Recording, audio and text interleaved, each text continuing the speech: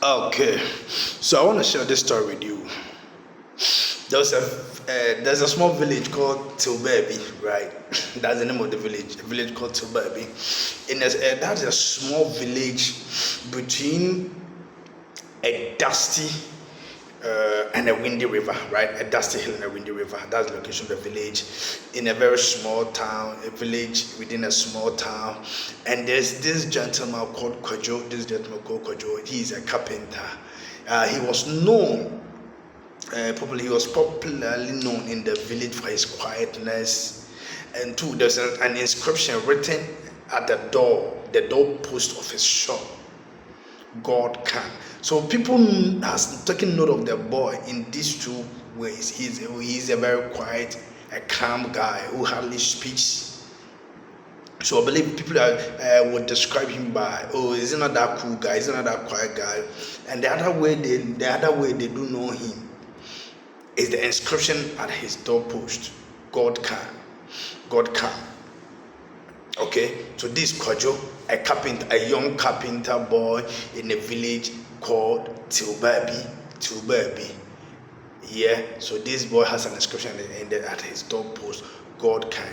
No one knew exactly why he chose that name. Some thought it was just a way of religious belief. Others also thought that since life has been hard on him, that is why he decided to write it, because Kojo has lost the only dad he was staying with, and some years back to a drought had destroyed their house. So Kojo, in fact, from a distance, we see that Kojo was really struggling. So people thought that because life has been hard on Kojo, that is why Kojo has such a written at his doorpost, God can. So during a season, one dry season, a terrible drought fell upon the village. Crops withered, wells thinned to muddy paddies. People gathered in the evenings, whispering fears about leaving the ancestral land because the drought was too much. People feared of leaving the land. Crops are not working. There's no water. There's no rain. Wells are dried up. So people thought of leaving their ancestral land. People thought of leaving. So one afternoon, the king of the town, the chief of the town, went to Kojo's shop and asked Kojo, that writing at your door, do you believe it? Kojo calmly replied to the king or the chief, I don't believe. The chief looked at him in a way and asked again, that what our village is going through, do you believe that your God can help? Kojo looked at the king. Kojo couldn't answer immediately. Kojo went out and looked at that hilly area they are living in and came back and told the king that my father once told me there is a river beneath this rocky land that no one has dared to dig because it's hard. The king looked at him, nodded the head. I believe the king said in his mind, small boys are young. And the king told him that it will take weeks before you can dig and get to that well. And already our people are exhausted. Our people are hungry. Where are they going to get that strength to dig this rocky land? So the king in amusement left Kojo. Right early the next morning, Kojo went to the middle of the town and started digging. Kojo started digging. People were looking at him. Some said, this guy, life has made him bad. The difficulty he has been through has made him bad, has made him mad. Others also said, this guy is not serious. But in all, Kojo kept digging. The next day, an old woman came and told Kojo that I can't dig hard, but I can do small. So the woman came with her shovel and joined. The next day, two young guys came to join Kojo.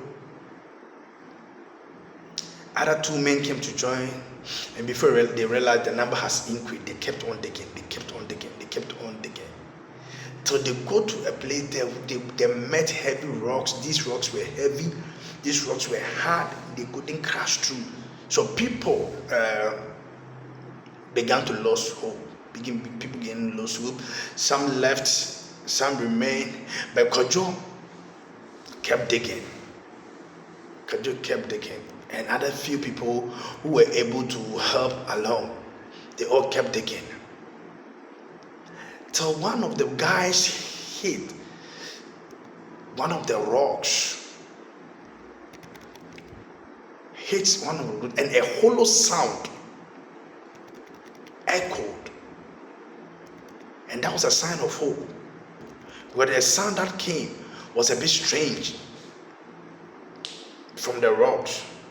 And that was a sign that there is hope coming. There is hope coming. After 12 days, in fact, their strength was nearly gone when the ball hit the rock.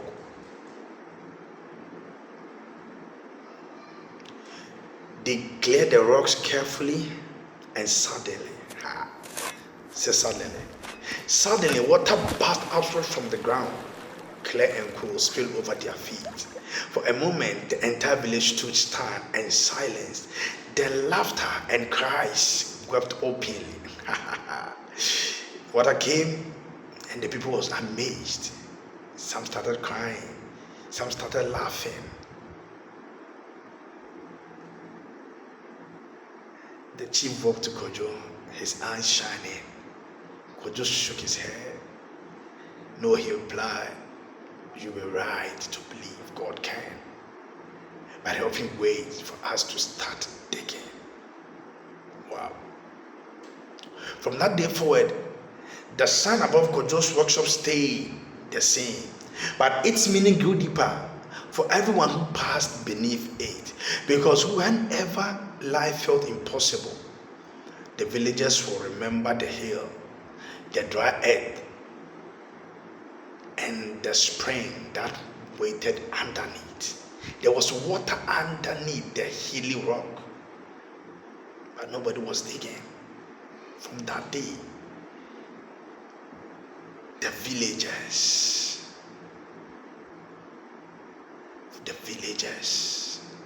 believed God can. The villagers believed God can. But whenever life felt impossible, the villagers will remember the hill, the dry earth, and the spring that waited beneath, and they would whisper to themselves, God can. I don't know what you're going through, how life is treating you. God was going through a hell, but he still kept his hope alive that God can. He even didn't know the meaning, but indeed God did. Be a wall of hope. Be a sign of hope for somebody, for God can. Don't dwell on much on what you're going through. God has a reason. The moral of this story is that God can. God bless you.